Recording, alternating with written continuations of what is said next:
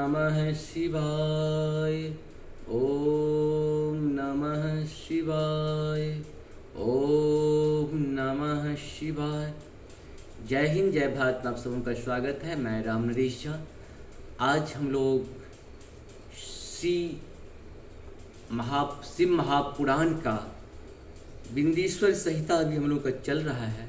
उस कंप्लीट हो चुका है। इस सब का लाभ उठाएं। 23 आज 24वां भाग है।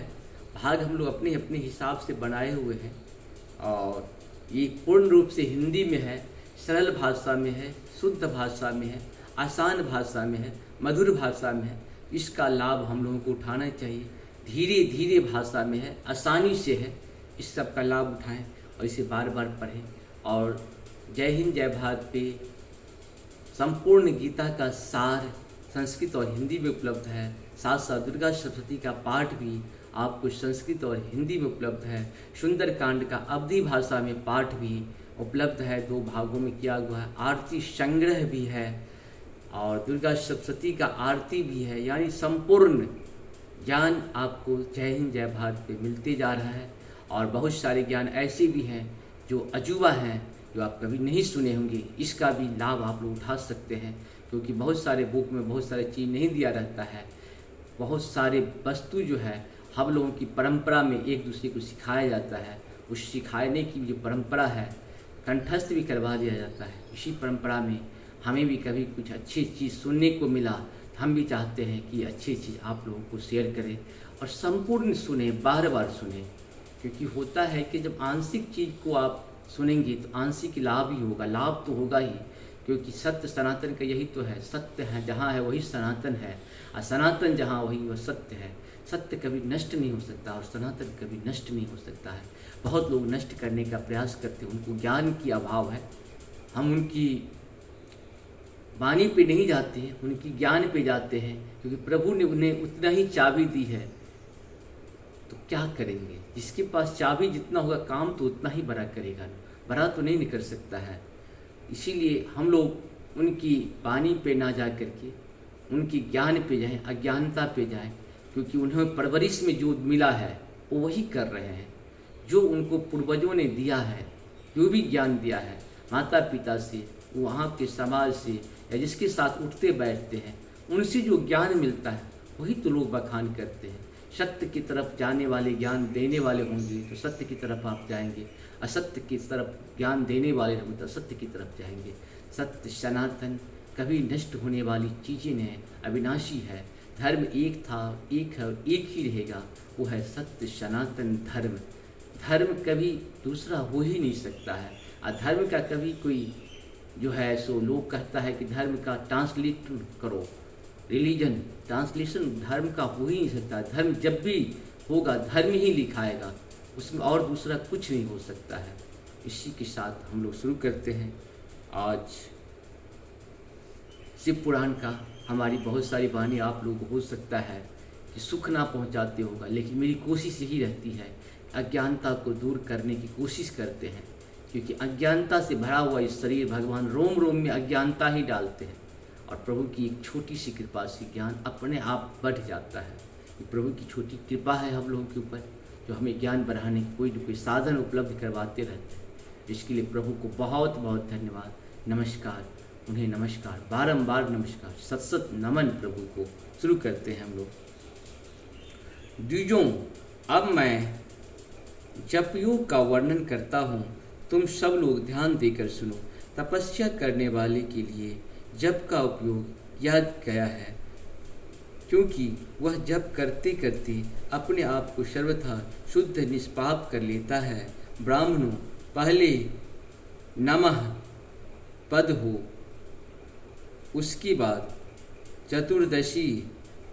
चतुर्थी नमः शब्द हो, उसके बाद चतुर्थी विभक्ति में शिव शब्द हो, तो पंचतत्वात्मक नमः शिवाय मंत्र होता है। इसे शिव पंचाक्षर मंत्र शिव पंचाक्षर कहते हैं। यह स्थूल प्रणव रूप है। इस पंचाक्षर की जप से ही मनुष्य संपूर्ण सिद्धियों को प्राप्त कर लेता है। पंचाक्षर मंत्र की आदि में ओमकार लगाकर ही सदा उसकी जप करनी चाहिए। द्विज गुरु के मुख से पंचाक्षर मंत्र का उपदेश पाकर उसी मुख सुखपूर्वक निवास किया जा सके, ऐसा उत्तम भूमि पर महीने के पूर्व पक्ष शुक्ल में प्रतिपदा से आरंभ करके कृष्ण पक्ष की चतुर्दशी तक निरंतर जप करता रहे। माघ और भादो के महीने अपना विशिष्ट महत्व रखते हैं। यह समय सब समयों से उत्तमोत्तम माना गया है। साधकों को चाहिए कि वह प्रतिदिन एक बार परिमिति भोजन करें, मौन रहें, इंद्रियों को वश में रखें, अपने स्वामी एवं माता पिता को नित्य सेवा करें। इस नियम में रहकर जप करने वाले पुरुष 1 सहस्त्र जप से ही शुद्ध हो जाता है, अन्यथा वह ऋणी होता है। भगवान शिव का निरंतर चिंतन करते हुए पंचाक्षर मंत्र का 5 लाख जप करें। जप काल में इस प्रकार ध्यान करें।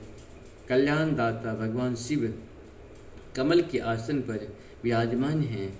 उनका मस्तक श्री गंगा जी की तथा चंद्रमा की कला से सुशोभित हैं।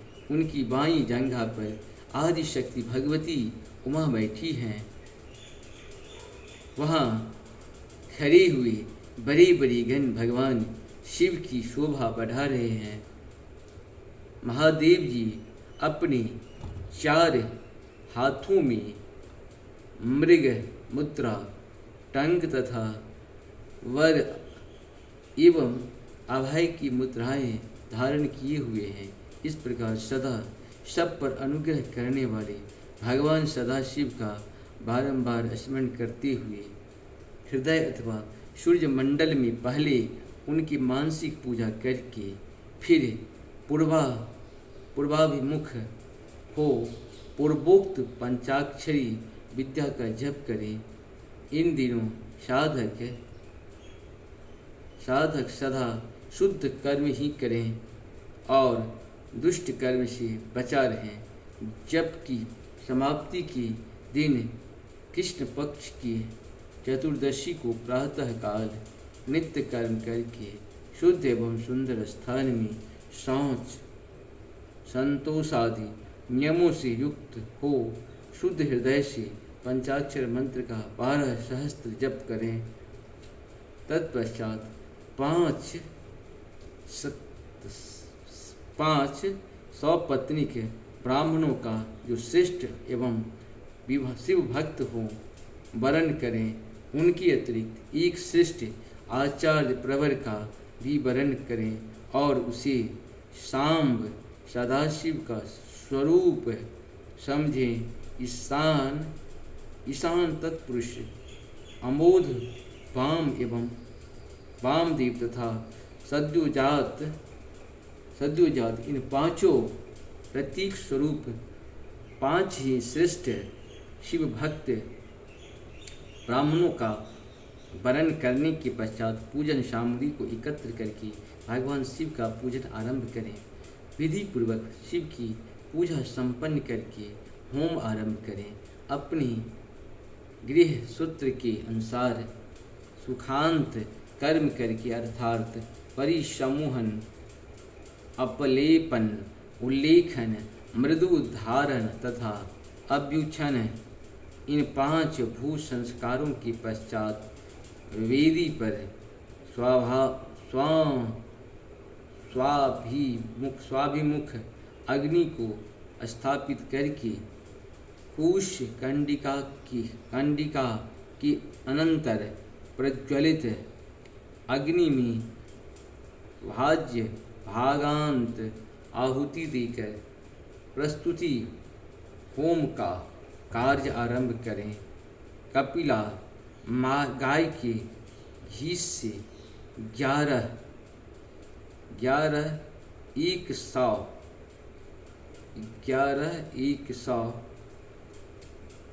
एक अथवा 1001 आहुतियाँ स्वयं ही दें अथवा विद्वान पुरुष शिव भक्त ब्राह्मणों से 108 आहुतियाँ दिलाएं। होम कर्म समाप्त होने पर गुरु की दक्षिणा में के रूप में एक गाय और बैल देनी चाहिए। ईशान आदि के प्रतीक रूप में जिन 5 ब्राह्मणों का वर्ण किया गया हो उनको ईशान आदि का स्वरूप ही समझे तथा आश्चर्य को शाम सदाशिव का स्वरूप माने। इसी भावना के साथ उन सब के चरण धोएं और उनके चरण दक्ष से अपने मस्तकों को सींचे। ऐसा करने से वह साधक अगणित तीर्थों में तत्काल स्नान करने वाला फल प्राप्त कर लेता है। उन ब्राह्मणों को भक्तिपूर्वक